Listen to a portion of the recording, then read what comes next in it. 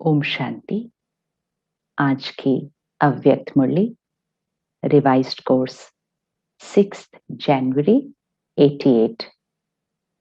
दिल के ज्ञानी तथा स्नेही बनो और लीकेज को बंद करो। ज्ञानी और स्नेही दोनों बनो और लीकेज को बंद करो। आज स्नेह के सागर निराकार परमात्मा शिव बाबा ज्ञान का सागर है, सर्वशक्तिवान है, पवित्रता का सागर है, प्यार का स्नेह का सागर है। हम सब बच्चे भी ज्ञानी बच्चे हैं, पवित्र बच्चे हैं, शक्तिशाली बच्चे हैं, स्नेही बच्चे हैं। तो आज स्नेह के सागर स्नेही बच्चों से मिलने आए हैं। आज स्नेह के सागर बाप दादा अपने स्नेही बच्चों से मिलने के लिए आए हैं। ये रूहानी स्नेह है। आत्मा आत्मा का, आत्मा परमात्मा का स्पिरिचुअल लव, ये रूहानी स्नेह, परमात्म स्नेह, निस्वार्थ सच्चा स्नेह। तो इक्वेशंस लिखते जानी है। रूहानी स्नेह कैसा होता है? निस्वार्थ सच्चा स्नेह होता है। सच्चे दिल का स्नेह आप सर्व आत्माओं को सारा कल्प स्नेही बना देता है, क्योंकि परमात्म स्नेह, आत्मिक स्नेह, अविनाशी स्नेह, ये रूहानी स्नेह ब्राह्मण जीवन का फाउंडेशन है। ब्राह्मण बच्चे बाबा किसको कहते हैं? जो बच्चे निराकार परमात्मा को पहचान कर ज्ञान, पवित्रता, शक्ति की धारणा कर अपनी स्थिति को बहुत ऊंचा बनाते हैं। तो स्थिति के आधार से बाबा कहते हैं ब्राह्मण बच्चे हैं। जो अंदर संघर्ष करते रहते हैं तो बाबा कहते हैं क्षत्रिय बच्चे हैं। और जो बहुत ही कुछ नीचे वाली स्थिति में आ जाते हैं तो फिर बाबा उनके लिए अलग नाम देते हैं। तो बाबा ब्राह्मण बच्चे कह रहे हैं। तो ब्राह्मण जीवन का फाउंडेशन रूहानी स्नेह, परमात्म स्नेह, आत्मिक स्नेह, अविनाशी स्नेह ब्राह्मण जीवन का फाउंडेशन है। चेक करना है। ज्ञान मिला, निराकार परमात्मा का परिचय मिला, सब समझ में आने लगा, लेकिन इस जीवन में, इस यात्रा पर चलने का जो निर्णय था और सारी मर्यादाओं पर चलने का, श्रीमत पर चलने का, ज्ञान को एक्यूरेटली अपने भरने का अपने अंदर, इस सब का आधार परमात्मा का स्नेह, परमात्मा का निस्वार्थ अलौकिक आत्मिक स्नेह। फिर परिवार मिला, उनसे भी क्या मिला? निस्वार्थ आत्मिक अलौकिक स्नेह। तो बाबा कहते हैं ये स्नेह इस जीवन का फाउंडेशन है। रूहानी स्नेह का अनुभव नहीं तो ब्राह्मण जीवन का सच्चा आनंद नहीं। अंडरलाइन है। ये रूहानी स्नेह का अगर अनुभव नहीं तो ब्राह्मण जीवन के सच्चे आनंद का अनुभव नहीं। परमात्म स्नेह कैसी भी पतित आत्मा को परिवर्तन करने का चुंबक है। परमात्म स्नेह है। दुनिया में भी कहते हैं प्यार पत्थर को भी पिघला देता है। वो लोगों के प्यार की बात करते हैं कि प्यार पत्थर दिल को भी पिघला देता है। बाबा कहते हैं परमात्म स्नेह पतित आत्मा को, पतित, कलयुग के अंत तक पहुंचते पहुंचते हम सब आत्माएं कैसी हो गई? पतित आत्मा। सारी विकारों अति में पहुंच गए थे। तो बाबा कहते पतित आत्मा को परिवर्तन करने का चुंबक है, मैग्नेट। परिवर्तन होने का सहज साधन है। क्या? परमात्म प्यार। स्नेह अधिकारी बनाने का, रूहानी नशे का अनुभव कराने का आधार है। स्नेह, बाबा का हमसे प्यार, हमारा बाबा से प्यार, रूहानी अधिकारी बनाने का। किसका अधिकार मिल गया हमें? हम कहते भगवान पर भी हमारा अधिकार है। भगवान का सब कुछ जो है उस पर भी हमारा अधिकार है। ये है रूहानी अधिकार, रूहानी अधिकारी बनाने का, रूहानी नशे का। कौन है हमारे साथ? कौन हमारा है? हम किसके हैं? किसके साथ हमारे सर्व संबंध हैं? और क्या जिम्मेवारी उसने हमें दी है? कितना नशा है! ये रूहानी नशा है। देह अभिमान का दुनियावी नशा नहीं कि हम कौन हैं, रूहानी नशा है। तो रूहानी अधिकारी बनाने का और रूहानी नशे का अनुभवी बनाने का ये आधार है। स्नेह है तो रमणीक ब्राह्मण जीवन है। स्नेह है तो रमणीक ब्राह्मण जीवन है। स्नेह नहीं तो ब्राह्मण जीवन सूखी नीरस है, मेहनत वाली है। दुनिया में भी हम देखते हैं ना, किसी के लिए प्यार होता है तो हम कुछ भी करने के लिए रेडी हो जाते हैं। कोई मेहनत नहीं लगती, कहते सहज सहज सहज हो जाएगा, कोई बात नहीं है, प्यार है। लेकिन अगर प्यार नहीं है उस रिश्ते में तो हर चीज मुश्किल लगती है, सूखी नीरस लगती है। तो इसी तरह इस अलौकिक जीवन में परमात्म स्नेह और हमारा परमात्मा से स्नेह, तो बाबा कहते हैं ये जीवन ही कैसी हो जाती है, रमणीक हो जाती है। लेकिन अगर उस स्नेह का अनुभव नहीं किया तो ये जीवन बहुत मेहनत वाली हो जाएगी, बहुत मेहनत वाली हो जाएगी।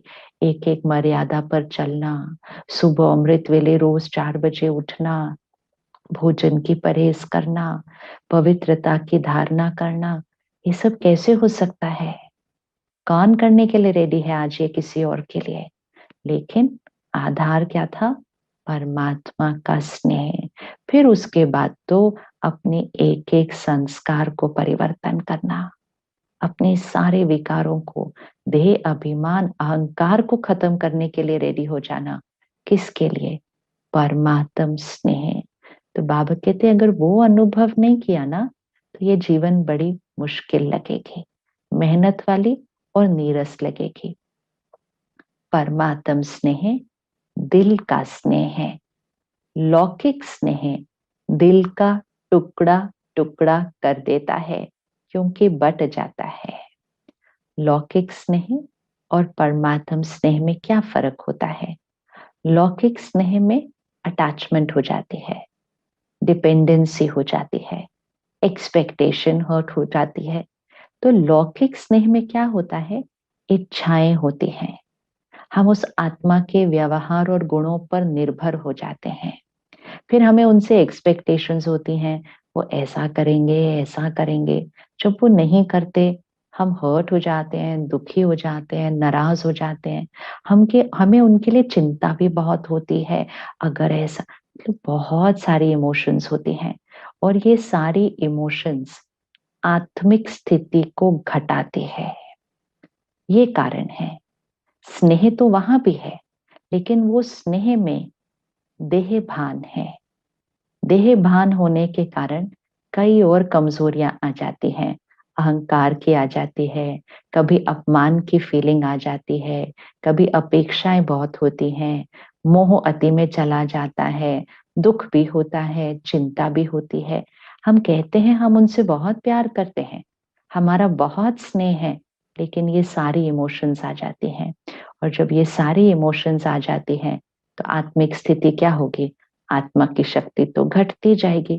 तो बाबा कहते हैं जहां आत्मा की शक्ति घटती गई अर्थात टुकड़े टुकड़े हो गए। परमात्म स्नेह क्या करता है? परमात्म स्नेह में अपेक्षाएं नहीं होती, निस्वार्थ आत्मिक अलौकिक स्नेह, रूहानी स्नेह। तो जब वो मिलता है तो आत्मा की शक्ति क्या होती है? बढ़ती जाती, इतनी बढ़ती जाती कि आत्मा अपनी संपूर्ण अवस्था पर पहुंच जाती है। तो ये फर्क समझना है कि परमात्म स्नेह क्या कर रहा है और लौकिक स्नेह क्या कर रहा था। परमात्म स्नेह दिल का स्नेह, लौकिक स्नेह दिल का टुकड़े टुकड़े कर देता है, क्योंकि बट जाता है, अनेकों से स्नेह निभाना पड़ता है। अलौकिक स्नेह दिल के अनेक टुकड़े जोड़ने वाला है। अलौकिक स्नेह दिल के अनेक टुकड़ों को जोड़ने वाला है। हम सबका ये अनुभव है कि जब हम ज्ञान में आते हैं, बहुत सारे रिश्ते होते हैं पहले उसके भी, लेकिन उन रिश्तों में कभी कुछ कभी कुछ कभी कुछ, कभी उनकी तरफ से कभी हमारी तरफ से कुछ ना कुछ चलता रहता है। आत्मिक शक्ति घटती जाती है। ज्ञान मिला, बाबा का प्यार मिला, आत्मिक शक्ति बढ़नी शुरू हो जाती है। तो बाबा कह रहे हैं वो जो टुकड़े टुकड़े थे वो जुड़ने लग जाते हैं। एक बाप से स्नेह किया तो सर्व के सहयोगी स्वतः बन जाते, क्योंकि बाप बीज है। रिश्तों में एनर्जी कैसी होनी चाहिए? सिर्फ देने की। हमारी तरफ से हर एक आत्मा को सिर्फ मिलता जाए, प्यार मिले, सम्मान मिले, दुआएं मिले। वो कैसा भी व्यवहार करें, उनके संस्कार कैसे भी हों, हमें उनसे कोई इच्छाएं नहीं, सिर्फ देना देना देना। तो बाबा कहते हैं ये है उनके सहयोगी बनना, उनके सहयोगी बनना, क्योंकि उनको दुआएं, प्यार, शक्तियां मिल रही हैं। लेकिन हम हर रिश्ते में हर एक को, चाहे वो कैसा भी हो, ये हम कैसे दे पाएंगे? जब हमें बाबा से वो स्नेह की शक्ति मिलेगी। तो परमात्मा से स्नेह और शक्ति लेकर आत्मा की शक्ति बढ़ती है, और जैसे जैसे आत्मा की शक्ति बढ़ती है, आत्मा के पास सबको देने की शक्ति आ जाती है। तो पावर हाउस से खुद को चार्ज करते हैं और खुद को चार्ज करके सबको देने लग जाते हैं। किसी से कुछ चाहिए नहीं होता। इच्छाएं, रिश्तों में इच्छाएं, दूसरों के व्यवहार का हम पर प्रभाव, सब फिनिश्ड, क्योंकि आत्मा परमात्मा की शक्ति से भरपूर हो रही है। तो एक बाप से स्नेह किया तो सर्व के सहयोगी स्वतः बन जाते हैं, क्योंकि बाप बीज है। तो बीज को पानी देने से हर पत्ते को पानी स्वतः ही मिल जाता है। पत्ते पत्ते को पानी देने की आवश्यकता नहीं होती है। अब फिर से चेक करते हैं। ज्ञान में आने से पहले इतने सारे रिश्ते, लौकिक परिवार, जहां हम काम पर जाते हैं वो रिश्ते, पड़ोसी, दोस्त, रिश्तेदार, कितने सारे रिश्ते होते हैं। एक एक रिश्ते को हम निभाते हैं, एक एक रिश्ते में हम ध्यान रखते हैं, क्या बोलना है, कैसे व्यवहार करना है, बड़ी मेहनत करते हैं। आज भी हर एक रिश्तों में बहुत मेहनत करते हैं। तो बाबा कहते हैं पत्ते पत्ते को पानी देते रहते हैं। अब इतनी मेहनत करते हैं पत्ते पत्ते को पानी देने में, फिर भी कभी कोई पत्ता सूख जाता है, कभी कोई पत्ता सूख जाता है। हमेशा सारे पत्ते हरे भरे हो, अर्थात हमारे सारे रिश्ते हमसे संतुष्ट हो और हम उनसे संतुष्ट हो, ये तो बहुत मुश्किल होता है। लेकिन परमात्मा से संबंध जुड़ा, परमात्मा बीज है, बीज को पानी डाला, अर्थात परमात्मा से स्नेह, परमात्मा से वो स्नेह का संबंध बना, आत्मा शक्तिशाली बनी, तो पत्ते पत्ते को पानी मिलना सहज हो जाता है। तो बाबा कह रहे हैं बीज को पानी देने से हर पत्ते को स्वतः पानी मिल जाता है, क्योंकि आत्मा परमात्मा शक्ति से भरपूर हो जाती है। तो परमात्मा बीज, फिर हम आत्मा बीज, उसके साथ स्नेह निभाया, पानी दिया, यहाँ शक्ति आ गई, और फिर मुझ बीज के जो जीवन का वृक्ष है, पत्ता पत्ता हर एक को पानी ऑटोमेटिकली मिल जाता है। ऐसे रूहानी बाप से स्नेह जोड़ना अर्थात सर्व के स्नेही बनना। इसलिए दिल के टुकड़े टुकड़े नहीं होते। ऐसे बाप के स्नेही बनना अर्थात सर्व के स्नेही बनना, क्योंकि अब हमें किसी से कुछ चाहिए नहीं होता, हम सबको सिर्फ देने वाली एनर्जी है। तो फिर सारे रिश्ते धीरे धीरे धीरे धीरे बहुत बहुत सिंपल इजी हो जाते हैं और सर्व को हमसे परमात्मा के स्नेह की अनुभूति होती है। तो बाबा कहते हैं दिल के टुकड़े टुकड़े नहीं होते हैं। स्नेह हर कार्य को सहज बना देता है अर्थात मेहनत से छुड़ा देता है। जहां स्नेह होता है वहां याद स्वतः सहज आती है। हाँ?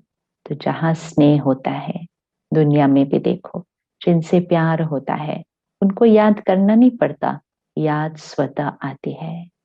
परमात्मा से स्नेह होता है तो याद करनी नहीं पड़ती, याद स्वतः आती है। स्नेही को भुलाना मुश्किल होता है, याद करना मुश्किल नहीं होता है। चेकिंग, याद करना मुश्किल नहीं होता है, भुलाना मुश्किल होता है। चाहे ज्ञान अर्थात समझ कितनी भी बुद्धि में हो, लेकिन यथार्थ ज्ञान अर्थात स्नेह संपन्न ज्ञान हो। तो बाबा कहते हैं ज्ञान हमारी बुद्धि में कितना भी हो, लेकिन वो सिर्फ ज्ञान नहीं, यथार्थ ज्ञान अर्थात स्नेह संपन्न ज्ञान। सिर्फ परमात्मा का ज्ञान नहीं, परमात्मा से स्नेह, तो स्नेह संपन्न ज्ञान हो। अगर ज्ञान है और स्नेह नहीं है तो वो रूखा ज्ञान है। स्नेह सर्व संबंधों का दिल से अनुभव कराता है। सिर्फ ज्ञानी जो हैं वो दिमाग से याद करते हैं और स्नेही दिल से याद करते हैं। दिमाग से याद करने वालों को याद में, सेवा में, धारणा में मेहनत करनी पड़ती है। तो चेकिंग चेकिंग, दिमाग से याद करने वाले कौन से होंगे?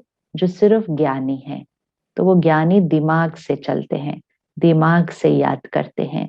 तो बाबा कहते हैं उनको याद में, सेवा में, धारणा में मेहनत करनी पड़ती है। वो मेहनत का फल खाते हैं और वो मोहब्बत का फल खाते हैं। जो सिर्फ ज्ञानी हैं वो मेहनत का फल खाते हैं और जो स्नेह संपन्न ज्ञान है, यथार्थ ज्ञान है, वो मोहब्बत का फल खाते हैं। जहां स्नेह नहीं, दिमागी ज्ञान है, तो ज्ञान की बातों में भी क्यों, क्या, कैसे दिमाग लड़ता रहेगा और लड़ाई लगती रहेगी अपने आप से। व्यर्थ संकल्प ज्यादा चलेंगे। जहां क्यों क्यों होगी वहां क्यों की क्यों होगी। और जहां स्नेह है वहां युद्ध नहीं, लेकिन लवलीन है, समाया हुआ है। तो सबसे पहले जब हम शुरू में ज्ञान में आते हैं तो ज्ञान पर प्रश्न होते हैं। धीरे धीरे परमात्मा का प्यार अनुभव होता है, पालना अनुभव होती है। जितना जितना प्यार अनुभव होता है, स्नेह मिलता है, वो प्रश्न अपने आप खत्म होने लगते हैं। इसलिए हम सब याद करें कि जब हम शुरू में सेंटर में आते हैं तो हम बहुत क्वेश्चन करते हैं, ये ऐसा कैसे, ऐसा कैसे। तो हमें दीदियां क्या बताती हैं? आप सिर्फ आते रहो, आप सिर्फ बाबा को याद करते रहो, आप योग भी करते रहो, आप मुरली सुनते रहो। प्रश्न धीरे धीरे वो आंसर तो हमारे सारे करते हैं, लेकिन बुद्धि में इतने जन्मों की बातें हैं, तो एक प्रश्न पे दूसरा दूसरा नेवर एंडिंग है।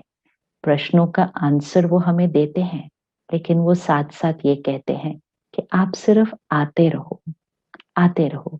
तो आते आते बाबा की मुरली सुनते सुनते, बाबा को सारा दिन में याद करते करते स्नेह का अनुभव होने लगता है।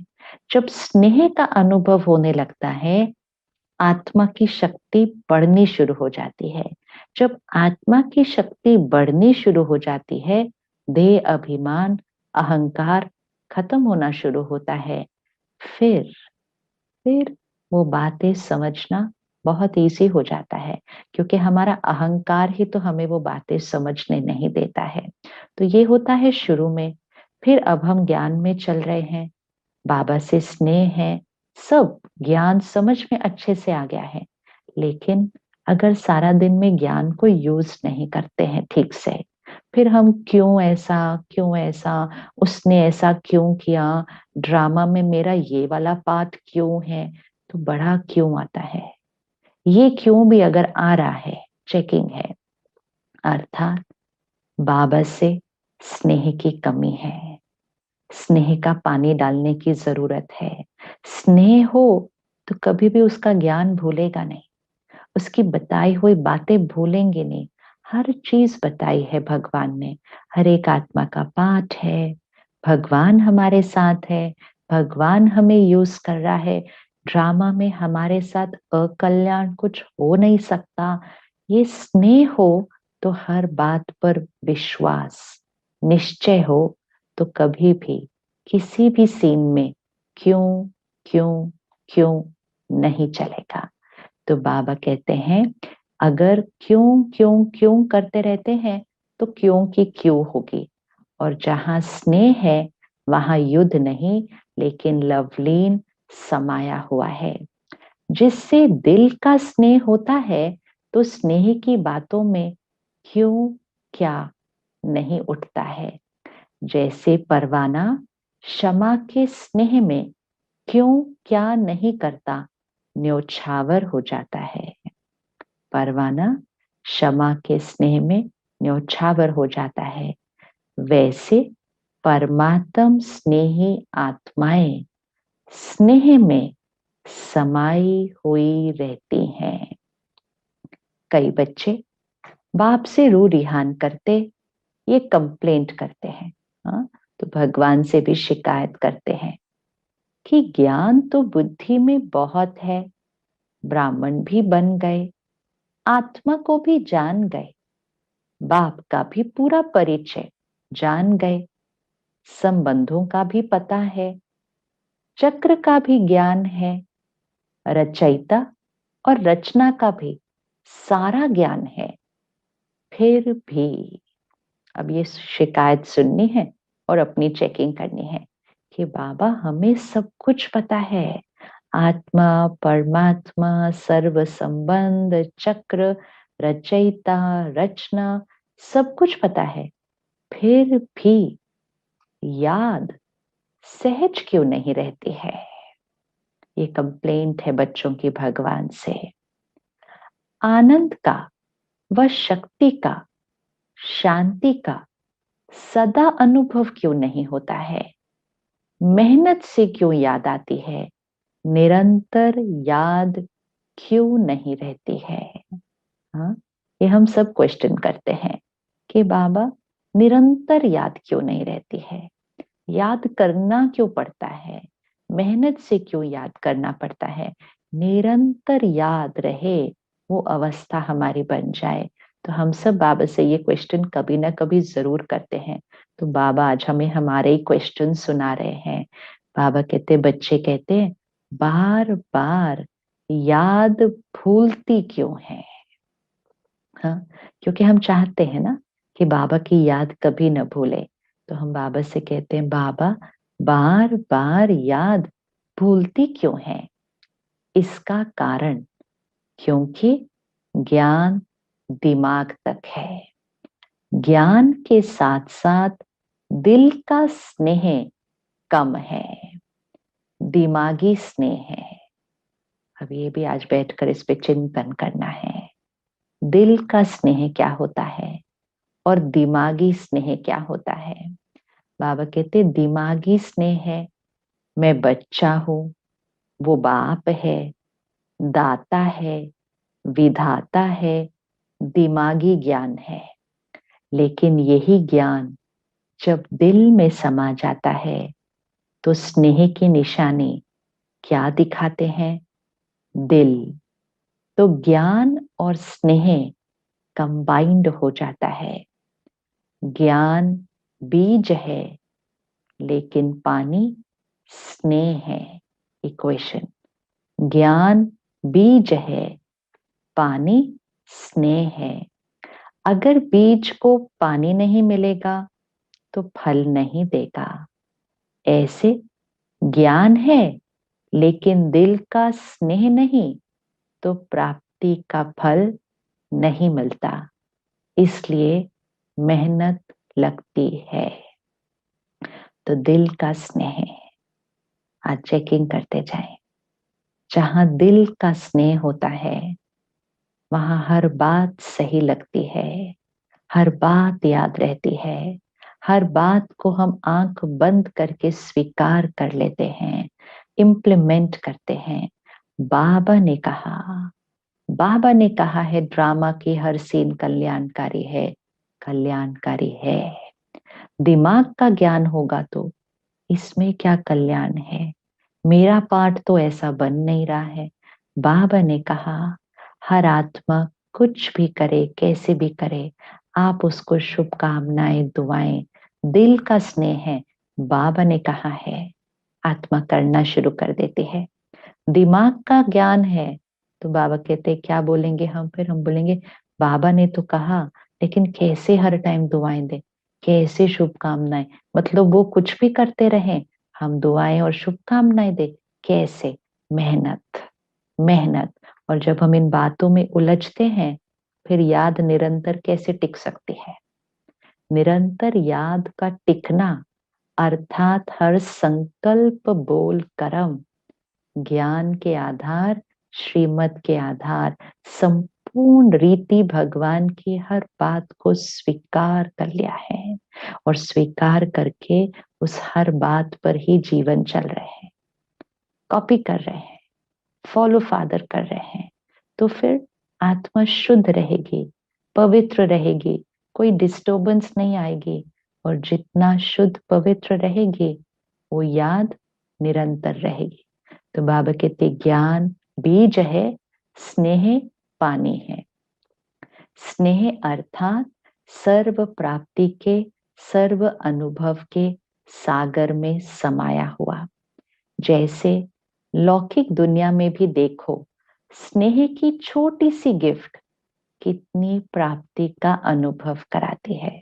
दुनिया में भी छोटी सी गिफ्ट देते हैं, लेकिन स्नेह से देते हैं तो कितनी प्राप्ति दूसरी आत्मा को होती है। और वैसे स्वार्थ के संबंध से लेन देन करो तो करोड़ भी दे दो, लेकिन करोड़ मिलते भी फिर भी संतुष्टता नहीं होगी। कोई ना कोई कमी फिर भी निकालते रहेंगे। ये होना चाहिए, ये करना चाहिए। आजकल कितना खर्चा करते हैं, कितना शो करते हैं, लेकिन फिर भी स्नेह समीप आता या दूर करता है? तो बाबा कह रहे हैं दुनिया में देखो, कोई माता पिता अपने बच्चों के लिए बहुत मेहनत करते हैं, करोड़ों करोड़ों उनको देते हैं, लेकिन स्वार्थ है। स्वार्थ अर्थात बच्चे को भी है, इनसे तो मुझे मिलना ही है, मिलना ही है, ये स्वार्थ है। तो जहां ये स्वार्थ होता है, बाबा ने कहा संतुष्टता नहीं होती है, तो फिर वो ये करते रहेंगे, ये होना चाहिए था, ये करना चाहिए था। और किसी को जहां स्वार्थ नहीं है कि ये मुझे मिलना चाहिए, ये मेरा हक है, उनको क्यों दिया, ये सब स्वार्थ है। जहां स्नेह है, निस्वार्थ स्नेह है, तो उनको एक छोटी सी भी सौगात दो तो उस आत्मा को कितना स्नेह की अनुभूति होती है, कितनी संतुष्टता मिलती है। तो बाबा कहते हैं करोड़ की लेन देन इतना सुख का अनुभव नहीं कराती, लेकिन दिल के स्नेह की एक छोटी सी चीज भी कितने सुख की अनुभूति कराती है। क्योंकि दिल का स्नेह हिसाब किताब को भी चुकतू कर लेता है। दिल का स्नेह हिसाब किताब को भी चुक तो कर लेता है। मतलब किसी भी रिश्ते में, किसी भी आत्मा से हमारा कोई हिसाब किताब पुराना हो सकता है, लेकिन कैसा भी व्यवहार करे, कुछ भी, दिल का स्नेह है, इच्छाएं नहीं है, निस्वार्थ है, बाबा की शक्ति है, तो कोई हिसाब किताब भी होगा तो वो चुकतो हो जाएगा। स्नेह ऐसी विशेष अनुभूति है। तो अपने आप से पूछो कि ज्ञान के साथ साथ दिल का स्नेह है, दिल में लीकेज तो नहीं है। जहां लीकेज होती है तो क्या होता है? अगर एक बाप के सिवाय और किसी से संकल्प मात्र भी स्नेह है, अब बाबा हमें चेकिंग करा रहे हैं कि क्यों हमारी लीकेज होती है और क्यों निरंतर याद नहीं बनी रहती है। अगर एक बाप के सिवाय और किसी से संकल्प मात्र भी स्नेह है, चाहे व्यक्ति से, चाहे वैभव से, व्यक्ति के भी, चाहे शरीर से स्नेह हो, चाहे उनकी विशेषता से स्नेह हो, हद की प्राप्ति के आधार से हो, लेकिन विशेषता देने वाला कौन, प्राप्ति कराने वाला कौन? किसी भी प्रकार से स्नेह अर्थात लगाव, चाहे संकल्प मात्र हो, चाहे वाणी मात्र हो व कर्म में हो, इसको लीकेज कहा जाएगा। अंडरलाइन हो गया कि लीकेज क्यों है हमारी परमात्मा से स्नेह में, हमारी लीकेज क्या है? चाहे व्यक्ति, चाहे वैभव, किसी से भी स्नेह, स्नेह अर्थात यहाँ बाबा ने कहा लगाव, बाबा ने शब्द दिया है हमें कि कहाँ लगाव है। हद की प्राप्ति, उनसे कुछ प्राप्ति, उनसे कुछ मिल रहा है, उस वैभव से कुछ मुझे मिल रहा है, मुझे अच्छा लग रहा है। तो जब किसी से, किसी नाम से, वैभव से, किसी की विशेषता से, उनसे हद की प्राप्ति का आधार है, तो वो लीकेज है। चाहे वो लगाव संकल्प में हो, वाणी में हो या कर्म में हो। लगाव अर्थात अटैचमेंट, अर्थात हमारी डिपेंडेंसी। हमें उनसे कुछ चाहिए, हमें उनसे कुछ मिलता है तो हमें अच्छा लगता है, कुछ नहीं मिलता है तो हमें अच्छा नहीं लगता है। ये सब लगाव। जहां लगाव है, चाहे संकल्प में, चाहे वाणी में, चाहे कर्म, वो लीकेज है।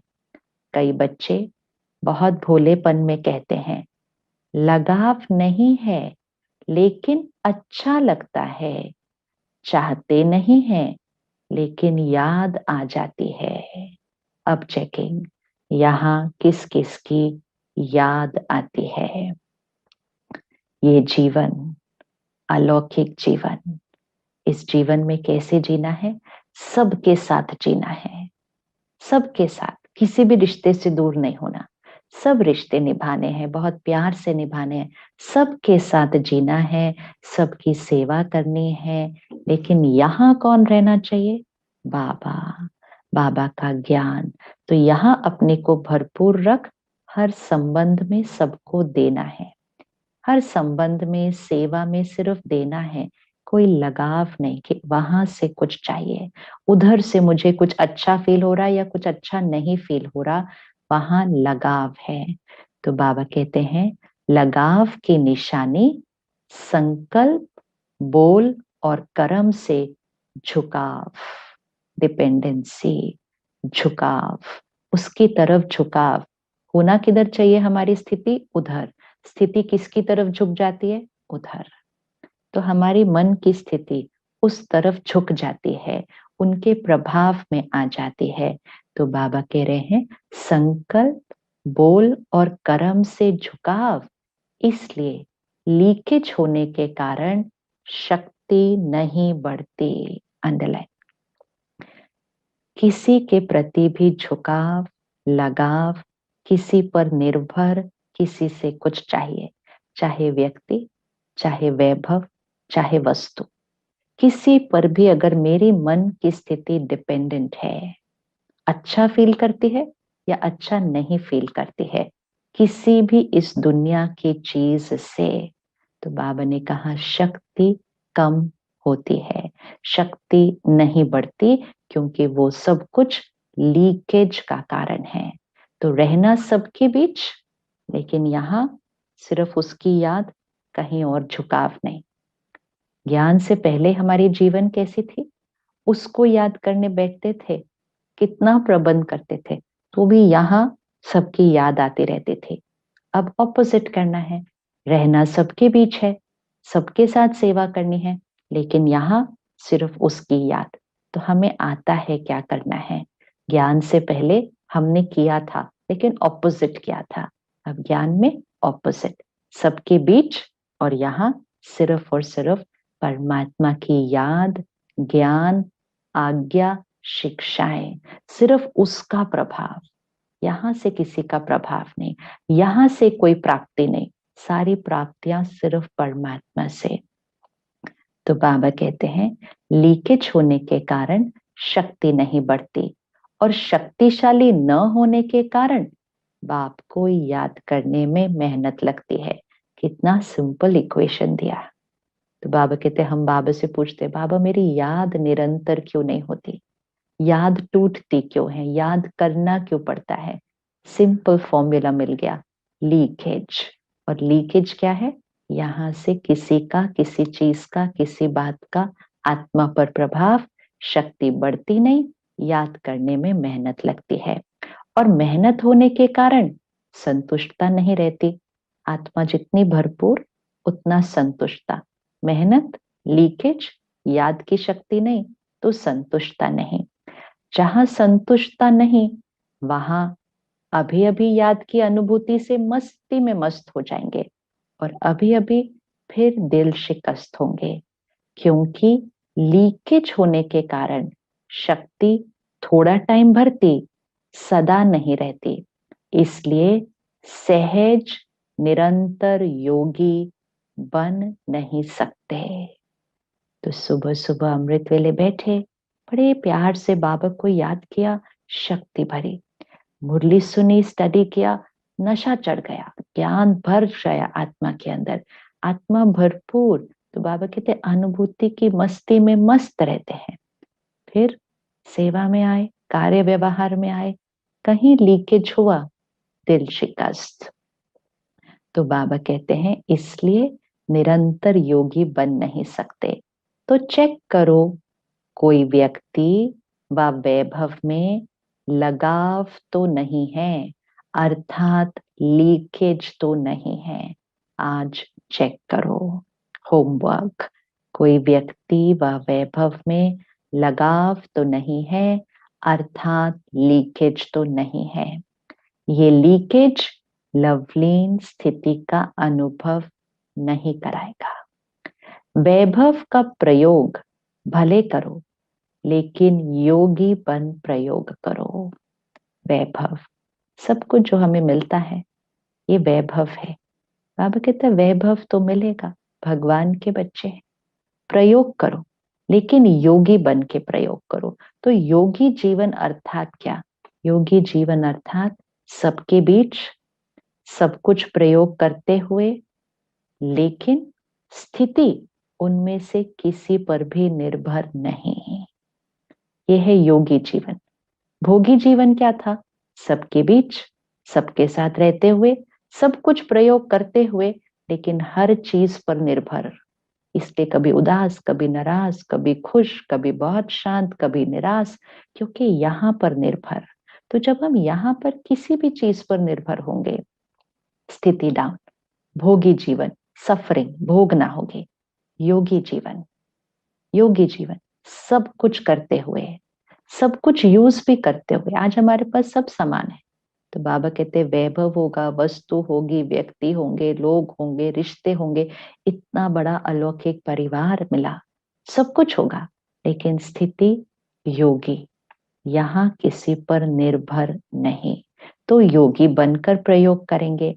ऐसा ना हो कि जिसको आप आराम के साधन समझते हो, वो मन की स्थिति को बेआराम करें, क्योंकि कई बच्चे वैभवों के वश होते भी मन के लगाव को जान नहीं सकते। दुनिया की कोई भी बात, कोई भी परिस्थिति, कोई भी व्यक्ति, कोई भी चीज से अगर हमें अच्छा लगता है तो हमें लगा बड़ा अच्छा लगा, लेकिन बाबा कहते हैं अगर आप यहाँ की कोई भी चीज से आराम का अनुभव करते हो तो फिर वो मन की स्थिति को बेआराम करेगा, क्योंकि कहीं ना कहीं वो शक्ति को डाउन करेगा, क्योंकि वो यहाँ पर डिपेंडेंसी है। तो बाबा कहते बच्चे वैभवों के वश होते मन के लगाव को जान नहीं सकते। ये बहुत रिस्की है, ये रिस्की है कि मन के लगाव को जान ही नहीं सकते। एक होता है लगाव है, जानते हैं, जानते होंगे तो धीरे धीरे उसको फिनिश तो पक्का कर लेंगे, क्योंकि जानते हैं यहाँ मुझे डिस्टर्ब हो रहा है, ये मुझे अच्छा लग रहा है, ये मुझे चाहिए था, ये मेरा अहंकार था, जानते हैं, अटेंशन है। लेकिन जब जानते ही नहीं होंगे कि ये लगाव है, रॉयल भाषा यही कहते कि हठ योगी नहीं है, सहज योगी है। तो सहज योगी के पास तो सब कुछ होना चाहिए ना। सहज योगी बनना तो अच्छा, लेकिन योगी हो तो योगी, योगी अर्थात यहाँ स्थिति, सिर्फ वहां से प्राप्ति, यहाँ से कुछ नहीं। तो बाबा कहते हैं हठ योगी नहीं हो, सहज योगी हो, लेकिन योगी हो जो बाप की याद को हलचल में लावे, अर्थात अपनी तरफ आकर्षित करे, झुकाव करे। तो योगी बन के प्रयोग करने वाले नहीं कहेंगे, क्योंकि बाप के बनने के कारण समय प्रति समय प्रकृति दासी अर्थात वैभवों के साधन की प्राप्ति बढ़ती जा रही है। तो बाबा कहते हैं जब बाप की याद में हलचल आए, अर्थात कोई चीज अपनी तरफ आकर्षित करे, झुकाव करे, तो योगी बन के प्रयोग करने वाले नहीं हैं, क्योंकि बाबा के बने तो समय प्रति समय प्रकृति दासी अर्थात वैभवों के साधनों की प्राप्ति बढ़ती जा रही है। अभी अभी 18-19 वर्ष के अंदर देखो कितनी प्राप्ति हो रही है। ये 88 की मुरली है, 88 की मुरली। सो 1970, 18-19 वर्ष, तो 1969-70, हाँ, तो ब्रह्मा बाबा के अव्यक्त होने के बाद, ब्रह्मा बाबा के अव्यक्त होने के बाद सेवाओं में एक अलग चैप्टर खुल गया। सेवाएं बहुत जल्दी जल्दी सहज होने लगे। तो बाबा कह रहे हैं 88 में कि 18-19 वर्ष के अंदर कितनी प्राप्ति हो रही है। अब तो हम 2021 में हैं, कोई ऐसी चीज ही नहीं है जो हमारे पास नहीं है, सब कुछ है। तो बाबा कहते हैं सब आराम के साधन बढ़ते जा रहे हैं, लेकिन ये प्राप्तियां बाप के बनने का फल मिल रहा है। ये प्राप्तियां बाप के बनने का फल मिल रहा है। तो फल को खाते बीज को नहीं भूल जाना। ये साधन बढ़ते जाएंगे, थोड़ा समय, अंडरलाइन है, थोड़ा समय।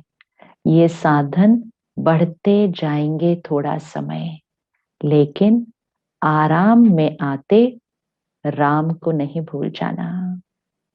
आराम के पर निर्भर हो गए, साधन वैभव व्यक्ति पर निर्भर हो गए। तो बाबा कहते आराम में आते राम परमात्मा को नहीं भूल जाना।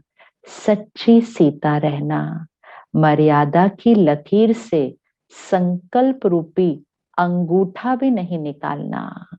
मर्यादा की लकीर से संकल्प रूपी अंगूठा भी नहीं निकालना, क्योंकि ये साधन बिना साधना के यूज करेंगे तो स्वर्ण हिरण का काम कर लेगा। इसलिए व्यक्ति और वैभव के लगाव और झुकाव से सदा अपने को सेफ रखना, नहीं तो बाप के स्नेही बनने की बजाय सहज योगी बनने के बजाय कभी सहयोगी, कभी सहज योगी, कभी वियोगी, दोनों अनुभव करते रहेंगे। तो ये अंडरलाइन करना है, आराम में आते। हाँ, अब सब कुछ बहुत इजी हो गया है, सेवाएं इतनी हैं, कोई मेहनत ही नहीं करनी पड़ती है, वस्तुएं सारी मिल गई हैं, सेवा केंद्र इतने सुंदर सुंदर बन गए हैं। तो बाबा कहते हैं आराम में आते राम को नहीं भूल जाना, सच्ची सीता रहना। सच्ची सीता, सिर्फ एक राम को याद करते थे। मर्यादा की लकीर से संकल्प रूपी अंगूठा भी नहीं निकालना। मर्यादा की लकीर से, मर्यादा क्या है कि किसी से कोई प्राप्ति नहीं चाहिए, इस दुनिया से कोई इच्छाएं नहीं, इच्छा मात्रम अविद्या, सिर्फ और सिर्फ सर्व संबंध उनके साथ, सेवा सबकी, ध्यान सबका रखेंगे, संबंध की प्राप्ति सिर्फ उनके साथ। ये मर्यादा की लकीर है, इसके बाहर संकल्प रूपी अंगूठा भी नहीं निकालना, क्योंकि ये साधन बिना साधना के यूज करेंगे तो स्वर्ण हिरण का काम कर लेगा। तो स्वर्ण हिरण कौन सा होगा? स्वर्ण हिरण का काम कर लेगा। इसलिए व्यक्ति और वैभव के लगाव और झुकाव, तो स्वर्ण हिरण कौन सा है?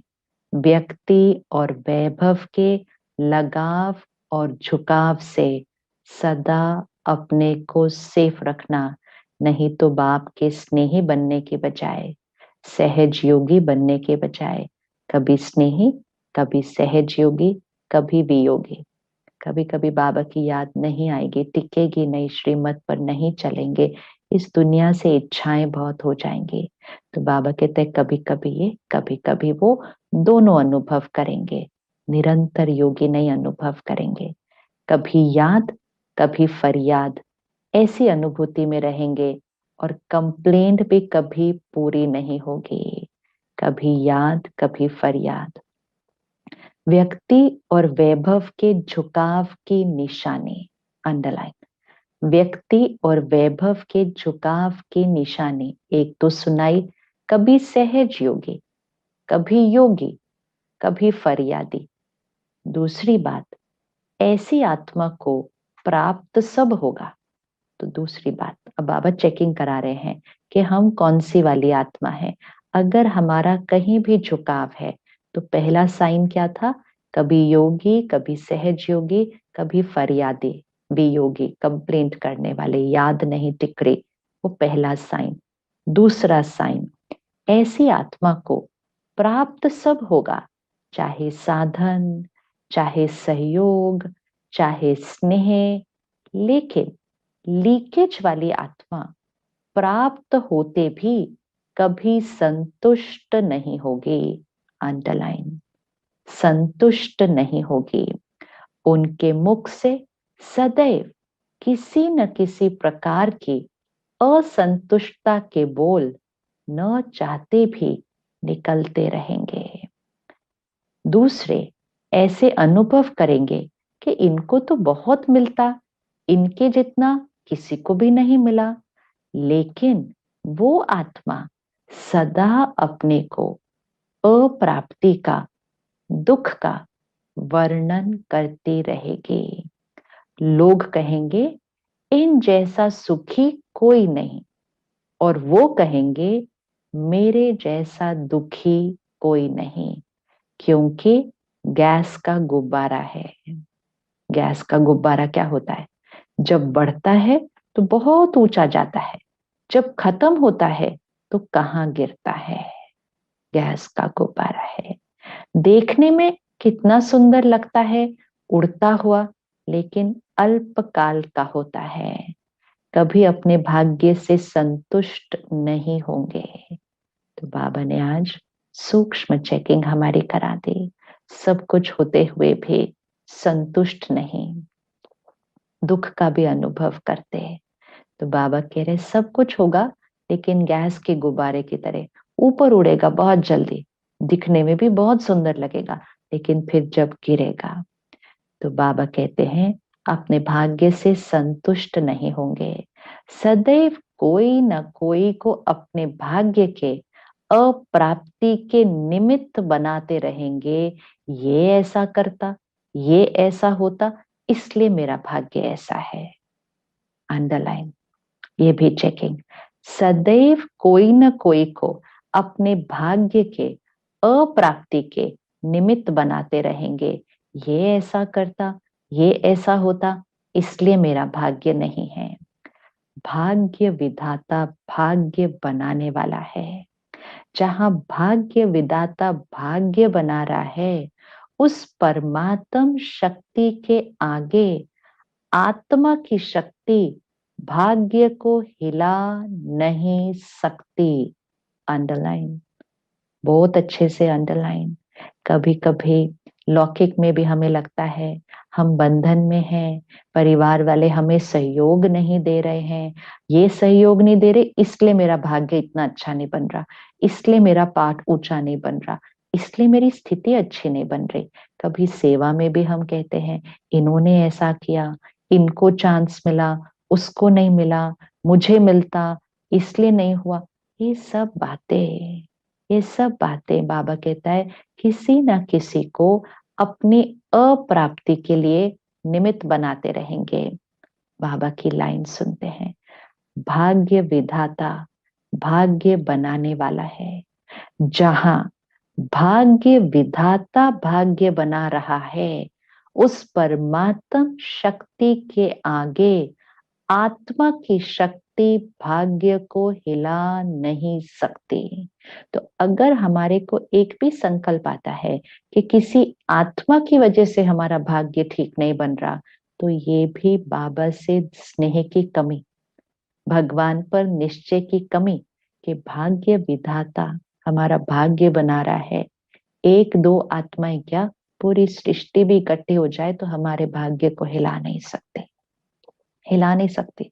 सारे खड़े हो जाएं दूसरी तरफ, हम किसकी साइड पर खड़े हैं और हमारी साइड पर कौन खड़ा है। तो भाग्य विधाता हमारा भाग्य बना रहा है, परमात्म शक्ति से हमारा भाग्य बन रहा है। कोई आत्मा की शक्ति उस भाग्य को हिला नहीं सकती। इस लाइन को पकड़ के रखना है, पकड़ के रखना है। बाबा कहते ये सब बहानेबाजी है, तो कभी भी ऐसा बहाना नहीं। ये है भगवान से स्नेह की कमी। जब हम ऐसे शब्द बोलते हैं, उड़ती कला की बाजी नहीं आती तो बहानेबाजी बहुत करते हैं। पुरुषार्थ में उड़ती कला में जाना है, वो करते नहीं तो किसी न किसी पर इल्जाम लगा देते हैं, बहाना बनाते हैं। इसमें सब होशियार हैं, इसलिए ये चेक करो, चाहे स्नेह से झुकाव हो, चाहे हिसाब किताब चुकतो होने के कारण झुकाव हो, जिससे ईर्ष्या व घृणा होती है वो भी झुकाव होता है। तो झुकाव अर्थात अटैचमेंट, अर्थात ये नहीं कि जिससे हमें बहुत अच्छा लगता है सिर्फ। बाबा कहते हैं जहां घृणा है, जहां ईर्ष्या है, वो भी झुकाव है। आत्मा की स्थिति उस तरफ झुकी ना, झुकी, चाहे मोह से झुकी, चाहे घृणा से झुकी, किसी तरफ झुकी। तो जहां ईर्ष्या व घृणा होती है वहां भी झुकाव होता है। बार बार वही याद आता रहेगा। बैठेंगे योग में बाप को याद करने और याद आएगा घृणा व ईर्ष्या वाला। सोचेंगे मैं स्वदर्शन चक्रधारी हूं और चलेगा परदर्शन चक्र। तो झुकाव दोनों तरफ का नीचे ले आता, दोनों तरफ का मोह भी और घृणा भी नीचे ले आता है। इसलिए दोनों चेक करना। फिर बाप के आगे अर्जी डालते हैं, वैसे मैं बहुत अच्छा हूं, सिर्फ ये एक ही बात ऐसी है, इसको आप मिटा दो। फिर बाबा को कहते बाबा सब बातें ठीक है मेरे अंदर, ये एक बात बहुत तंग करती है, इसको आप मिटा दो।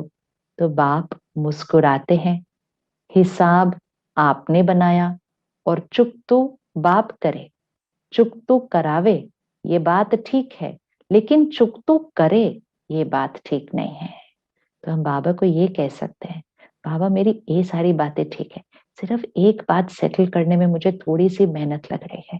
एक ये कार्मिक अकाउंट मुझे ठीक करना है, इसमें मुझे आपकी मदद, आपकी शक्ति मुझे पूरी तरह से भरनी है अपने अंदर और मुझे करना है। लेकिन हम बाबा को कहें बाबा ये वाला हिसाब किताब आप ठीक कर दो, तो बाबा कहते हैं आपने हिसाब बनाया और चुकतू बाप करे, चुकतू करावे ये बात ठीक है, लेकिन चुकतू करे ये बात ठीक नहीं। बनाने के समय बाप को भूल गए और चुकतू करने के टाइम बाबा बाबा कहते हैं। हाँ, हम सबके ये अनुभव है ना, हिसाब किताब बनाने के समय बाबा को भूल जाते हैं और चुकतू करने के समय बाबा बाबा कहते हैं। करण करावनहार, कराने के लिए बंधा हुआ है, लेकिन करना तो आपको पड़ेगा। इक्वेशन, करण करावन हार, करवाने के लिए बंधा हुआ है। भगवान आया ही क्यों है, सृष्टि पर क्यों आया है? आत्मा को सतो प्रधान बनाने के लिए। उसके लिए आत्मा के सारे हिसाब किताब चुकतो होने हैं। जब तक सारे हिसाब किताब चुकतो नहीं होंगे, आत्मा संपूर्ण कैसे बनेगी? तो बाबा कहते करण करावनहार, करवाने के लिए तो आया है, लेकिन करना आपको पड़ेगा। वो कराने के लिए बंधा हुआ है, अंडरलाइन, उसको यूज करना है, वो बंधा हुआ है। तो सुना बच्चों का क्या क्या समाचार बाप दादा देखते हैं। सार क्या हुआ, सिर्फ रूखे ज्ञानी नहीं बनो, दिमाग के ज्ञानी नहीं बनो, दिल के ज्ञानी और स्नेही बनो और लीकेज को चेक करो। समझा? 18 जनवरी आ रही है, इसलिए पहले से स्मृति दिला रहे हैं। जो 18 जनवरी के दिन सदा का समर्थ दिवस मना सको। हम हर साल 18 जनवरी समर्थ दिवस मनाते हैं। बाबा कहते हैं सदा का समर्थ दिवस मना सको। समझा? सिर्फ जीवन कहानी सुना के नहीं मनाना, लेकिन समान जीवन बनने का मनाना। हम ब्रह्मा बाबा की जीवन कहानी सुनते हैं, हाँ, ब्रह्मा बाबा के साथ के अनुभव सुनते हैं। तो बाबा कहते सिर्फ जीवन कहानी नहीं सुनाना, लेकिन उस समान जीवन बनाने का दिन मनाना।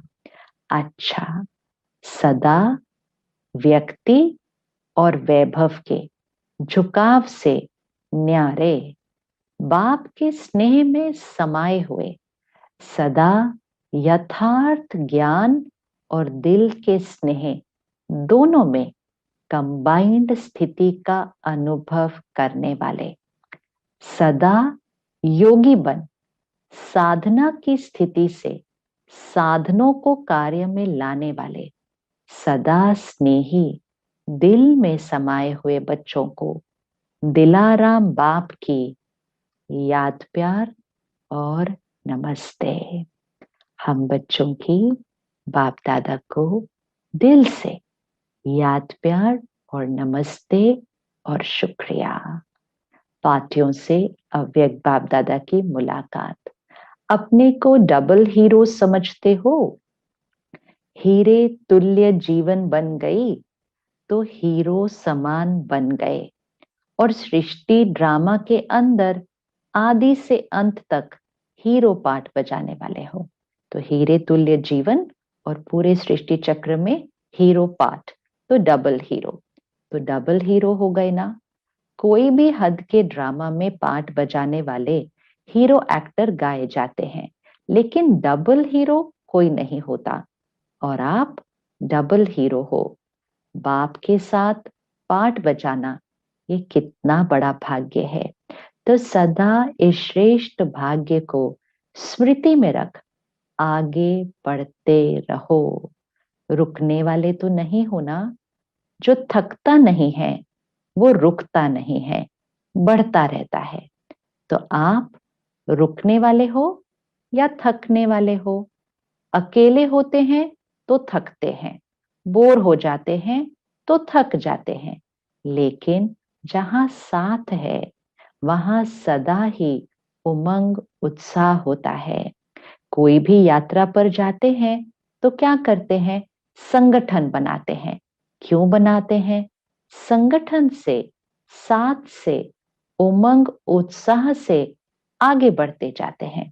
तो आप सभी भी रूहानी यात्रा पर सदा आगे बढ़ते रहना, क्योंकि बाप का साथ, ब्राह्मण परिवार का साथ कितना बढ़िया साथ है। अगर कोई अच्छा साथी होता है तो कभी भी बोर नहीं होते, थकते नहीं हैं।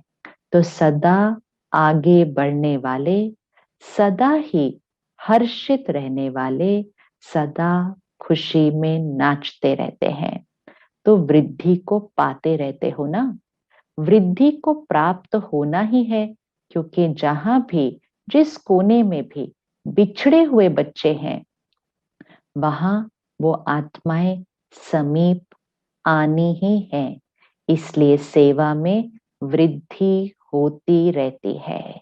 कितना भी चाहो कि शांत करके बैठ जाए, बैठ नहीं सकते।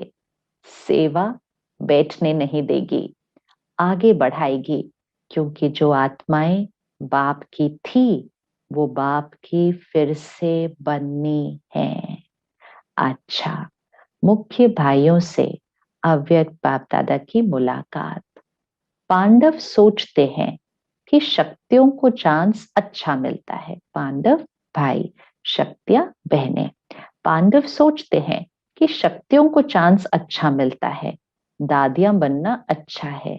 लेकिन पांडव, अगर प्लानिंग बुद्धि नहीं हो तो शक्तियां क्या करेंगी?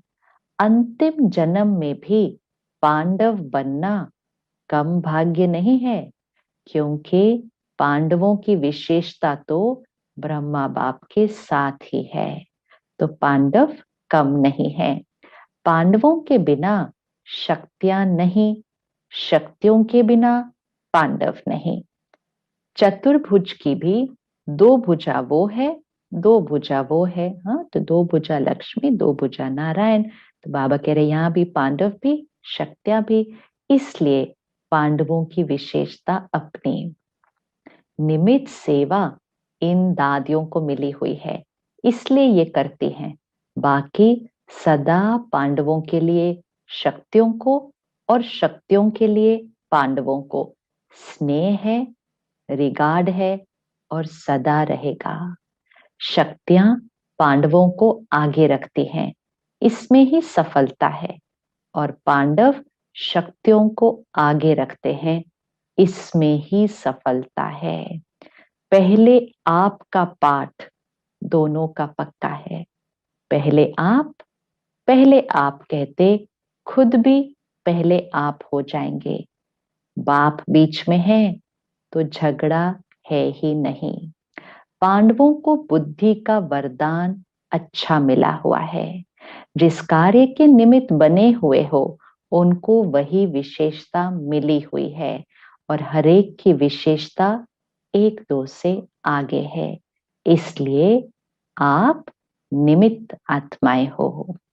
अच्छा, आज का वरदान संकल्प, वृत्ति और स्मृति से।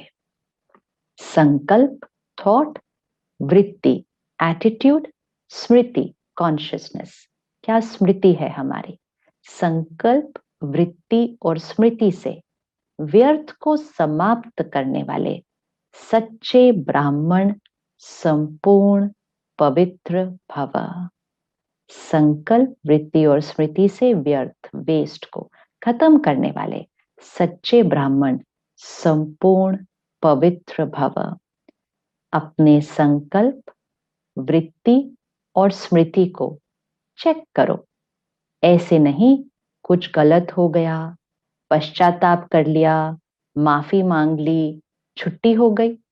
कितना भी कोई माफी ले, लेकिन जो पाप व व्यर्थ कर्म हुआ उसका निशान नहीं मिटता। रजिस्टर साफ स्वच्छ नहीं होता। सिर्फ इस रीति रस्म को नहीं अपनाओ। कौन सी रीति रस्म?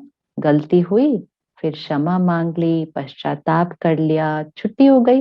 बाबा कहते इस रीति रस्म को नहीं मनाओ, लेकिन स्मृति रहे कि मैं संपूर्ण पवित्र ब्राह्मण हूं। तो वरदान क्या था? संकल्प वृत्ति स्मृति, तो स्मृति क्या रहे, मैं संपूर्ण पवित्र ब्राह्मण हूं। अपवित्रता संकल्प वृत्ति व स्मृति को भी टच नहीं कर सकती, इसके लिए कदम कदम पर सावधान रहो। तो कॉन्शियसनेस, स्वमान, स्मृति कौन सी, मैं संपूर्ण पवित्र आत्मा हूं। तो संकल्प वृत्ति स्मृति में अपवित्रता टच नहीं कर सकती। वो अपवित्रता ही आज की मुरली में लीकेज जो है वो अपवित्रता है। जहां यहां से कोई प्रभाव आया, यहां से कोई प्राप्ति, यहाँ के आधार पर चले, तो वो अपवित्रता है। तो बाबा कहते हैं वो अपवित्रता टच नहीं कर सकती, कदम कदम पर सावधान रहो। स्लोगन, बाप के साथ को यूज करो तो कभी दिल शिकस्त नहीं होंगे। आज की मुरली में बाबा ने कहा ना, अकेले नहीं है इस यात्रा पे, कितना अच्छा साथी मिला है। तो जब साथी अच्छा मिलता है, ना बोर होते हैं, ना लगता है बहुत लंबी यात्रा है, लग के थे पता ही नहीं चला रास्ता कैसे खत्म हो गया, क्योंकि साथी ऐसा मिला। तो बाप के साथ को यूज करो तो कभी दिल शिकस्त नहीं होंगे। अच्छा, ओम शांति।